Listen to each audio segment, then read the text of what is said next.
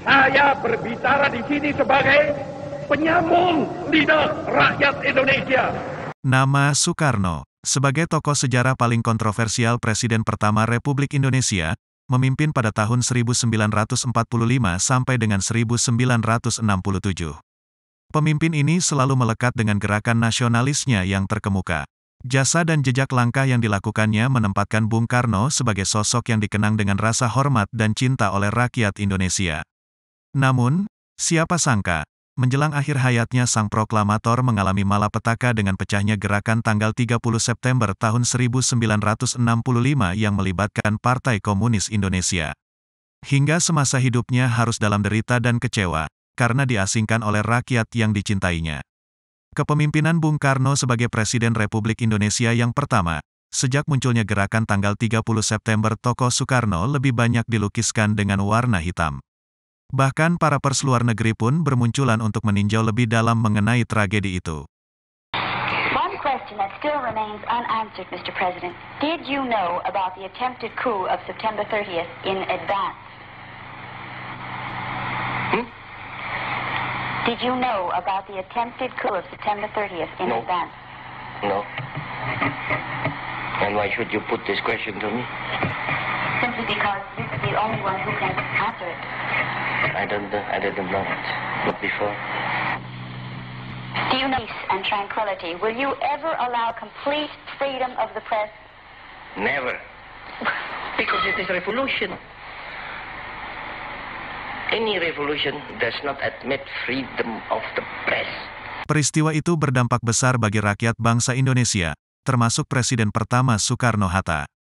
Tragedi penculikan dan pembunuhan yang dilakukan sejumlah anggota Cakrabirawa atau pasukan pengawal Presiden ini, menempatkan PKI sebagai tertuduh dan termasuk sebagai salah satu partai pendukung Soekarno. Karena di dalam anggota militer Cakrabirawa ini terdapat beberapa tokoh Partai Komunis Indonesia, termasuk Brigjen Suparjo, Letkol Untung dan pasukan pejabat menteri lainnya. Mereka termasuk oknum yang mendalangi kejadian tersebut. Polemik ini terjadi karena masalah internal Angkatan Darat, yang pada saat itu militer terbelah menjadi beberapa fraksi yang saling memperebutkan pengaruh dan kekuasaan. Dan terutama dari salah satu Dewan Jenderal beserta militer Angkatan Darat berusaha mengkudeta pemerintahan Soekarno, karena Bung Karno pernah menyatakan dirinya ingin menjadi presiden seumur hidup saat diwawancara jurnalis luar. They have made me lifelong president, that's true. Yes. But of course I still retain the right to say one day, people, folks, no, I am tired, let me go. You have done well, you have made me lifelong president, okay. Terlepas dari itu, orang-orang PKI yang merupakan bagian dari militer AD dan pejabat anggota Cakrabirawa memainkan perannya setelah mengetahui Angkatan Darat yang saat itu kondisinya semakin memburuk, dan atas tuduhan PKI inilah melemahkan dukungan politik Soekarno. Hal ini, seperti apa yang dijelaskan oleh mantan anggota Cakrabirawa dengan kesaksiannya saat di Lubang Buaya. Saya loyal dengan Soekarno, dengan presiden pemimpin besar revolusi. Itu tugas kita ya tugas untuk Soekarno. Tahu-tahu di asrama saya diambil oleh Untung. Jam 10 malam saya supaya membawa senjata, 2 pistol, cung 1, peluru banyak. Terus dibawa ke tempatnya Tommy, rumah sakit, ke sana. Laporan, Pak Latif dengan Untung laporan bahwa besok ada ini, tahu-tahu Pak Harto diam saja. Besok ada ini begini kudeta gitu. Tommy itu kan kesiram sop, sedang bikin sop, kaki Nini Harto kesiram terusan di rumah sakit itu. Pak Latif dengan Pak Untung masuk ke rumah sakit, saya enggak, saya dengan supirnya dengan di luar. Tahu-tahu kan di RSPAD itu kan, itu Serayang Pandang itu, dokter saya bawa ke sana, Lubang Buaya. Tidak tahu menau urusan apa, ini saya juga kaget.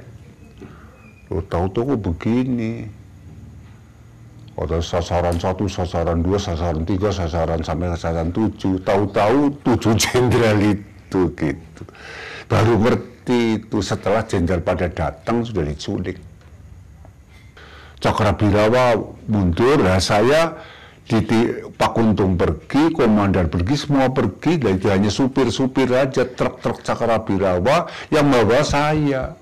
Saya komandannya jadinya, membawa pulang ke Halim. Akhirnya muncullah tragedi pembasmian orang-orang yang diduga sebagai gembong PKI di berbagai kota. Karena situasinya sudah tidak begitu aman, maka langkah yang diambil Bung Karno menginginkan cara penyelesaiannya dengan cara politik. Dan hal ini dijelaskan dalam pidato Soekarno Nawaksara yang ditolak pada tahun 1967.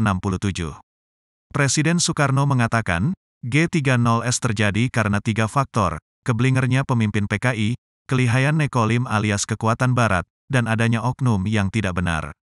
Menurut mantan tokoh Partai Nasionalis Indonesia, Manai Sopian, bahwa para pemimpin PKI itu bertindak tanpa persetujuan dari bawah dan mereka terjebak oleh isu kudeta Dewan Jenderal yang dicurigai sebagai rekayasa intelijen Barat. Di sini Bung Karno tidak paham dengan skenario yang dimainkan Biro Khusus PKI yang dipimpin Syam Kamaruzaman. Namun, banyak rakyat menginginkan supaya PKI dibubarkan, tetapi Bung Karno mengambil sikap untuk menunggu apakah benar tragedi ini seperti yang dituduhkan. Sebab Bung Karno masih belum tahu sebenarnya siapa yang bertanggung jawab pada persoalan ini. Tapi rupanya tidak ada kesabaran untuk menunggu penyelesaian politik, akhirnya makin lama makin terseret-seret dan Bung Karno dianggap menjadi orang yang dituduhkan pada peristiwa itu. Gelombang demonstrasi kian marak yang terjadi di saat itu, mencapai puncaknya pada tanggal 12 Januari tahun 1966 ketika para demonstran yang tergabung dalam Kesatuan Aksi Mahasiswa Indonesia mendatangi DPRD, dan mengajukan tritura atau 3 tuntutan rakyat, meliputi tuntutan pembubaran PKI, penurunan harga dan pembubaran Kabinet Dwikora. Belakangan demonstrasi itu juga berkembang menjadi hujatan terhadap kepemimpinan Soekarno, yang dianggap enggan membubarkan PKI. Untuk memulihkan kondisi keamanan dan ketertiban, Soekarno mengeluarkan surat perintah tanggal 11 Maret atau Super Semar kepada Letjen Soeharto, selaku Panglima Angkatan Darat dan Komandan Pangkom Kaptip. Di luar perkiraan Soekarno, Super Semar justru makin menggerogoti kekuasaannya sebagai presiden. Soeharto menggunakan Super Semar untuk membubarkan PKI dan menahan 15 menteri yang dikenal loyal kepada Soekarno, dengan alasan terlibat atau dekat dengan PKI. Setelah itu langkah Soeharto dalam menafsirkan Super Semar tidak berhenti. Dengan alasan memenuhi aspirasi masyarakat, Soeharto kemudian membentuk Majelis Permusyawaratan Rakyat Sementara atau MPRS. Lewat MPRS inilah kewenangan Soekarno sebagai presiden kian terlucuti. Dalam sidang umum MPRS yang digelar tanggal 20 Juni hingga tanggal 6 Juli tahun 1966 laporan pertanggungjawaban Soekarno yang berjudul Nawaksara ditolak. Pada saat yang sama MPRS juga menetapkan tentang Super Semar. Pada Maret tahun 1967 MPRS menerbitkan ketetapan nomor 33, MPRS 1967 yang secara resmi mencabut kekuasaan Presiden pertama Republik Indonesia. Foto Bung Karno mulai diturunkan dari tempat-tempat umum. Dan tepat sebelum hari kemerdekaan tanggal 17 Agustus Bung Karno diminta untuk meninggalkan Istana Negara. Baik, itu saja video kali ini, jangan lupa subscribe dan nyalakan loncengnya supaya tidak ketinggalan video terbaru dari channel ini.